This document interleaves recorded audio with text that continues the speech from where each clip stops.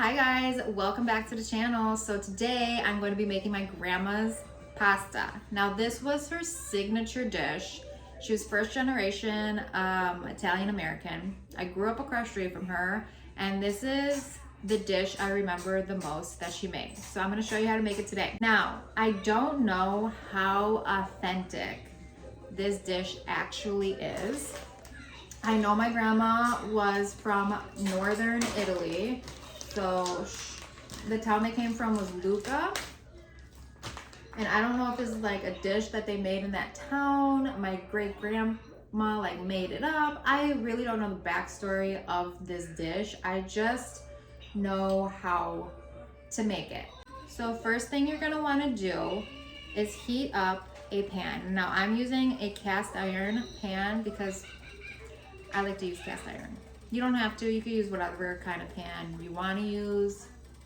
I recommend cast iron, get some cast iron.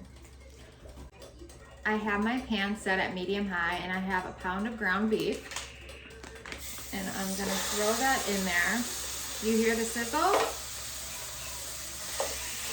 And then I'm just gonna crumble this up with my wooden spoon. Wooden spoons always remind me of my grandma, like old Italian grandma with her wooden spoon. God, I miss that lady. So I'm just gonna leave it. I kind of spread it out.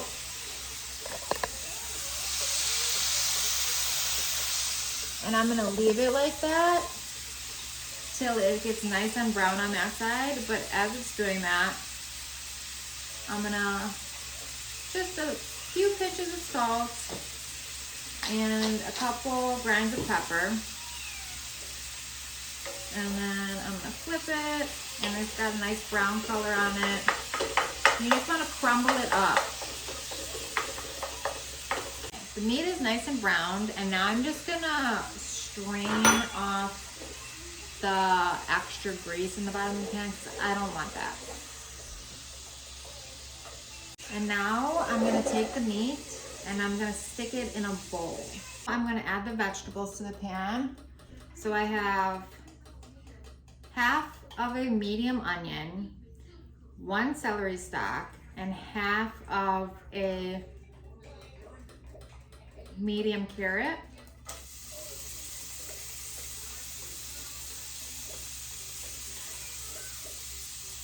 Throw that right in the pan. And there's still a little excess oil in there or grease, so I don't need to add anything to that to cook it.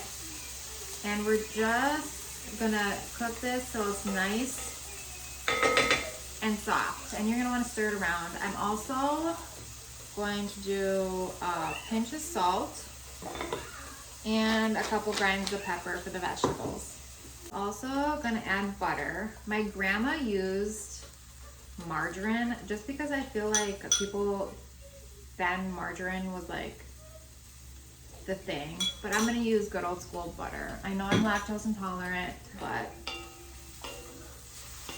whatever.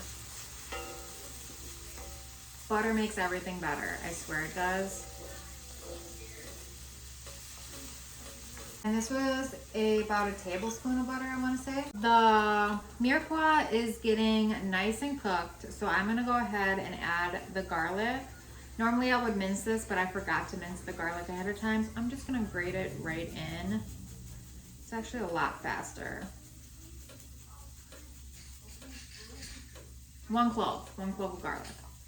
I do want to mention that the carrots, onion, and celery are minced. I don't know if I mentioned that, but they're minced up, like super fine carrots, onions, and garlic. You don't want big chunks of carrots in this. So at this point, I am gonna add the beef back into the pot.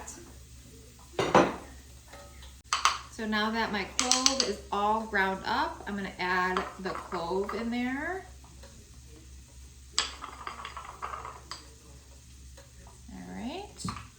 And then I have thyme, and I'm gonna do a little pinch of thyme. I also have nutmeg, and I'm gonna do a dash, a little dash of nutmeg. And I also have a bay leaf. put 1 bay leaf in there. I'm gonna do another little dash of nutmeg. And I'm also gonna do a nice heaping pinch of salt and pepper. I just tasted it and it definitely needs another clove. So 2 cloves.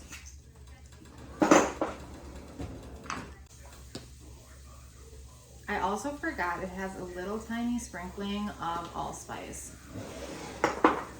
I'm gonna add the sauce now. Now this isn't a very red saucy dish. It's just enough to coat the meat. So I'm gonna do about 3 spoonfuls right now. Stir it around, see how that goes. And then at this point, you're gonna wanna turn your heat down because you don't wanna burn anything. Once you hit it with the sauce, it's kind of like gonna be at a simmer until your pasta's done. So this is what it looks like. Not very saucy. And now I know this seems crazy, but my grandma used to put an insane amount of parsley in this dish. Like it almost made it look green. So that's what I'm gonna do now.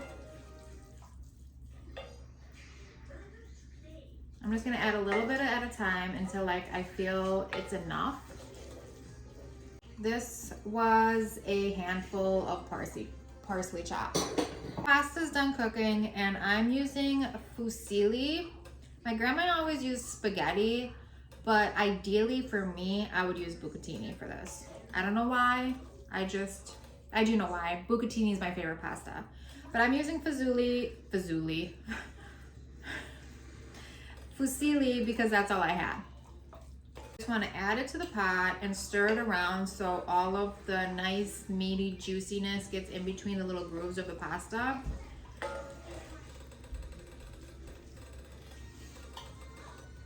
Smells like my grandma's. I got my parm here. I'm gonna add some parm.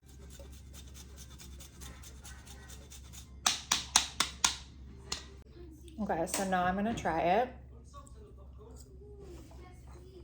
And that's what it looks like. This tastes so good. Don't forget to hit my subscribe button so you don't miss any of my upcoming videos. Thank you so much for watching this one, and I'll see you next time.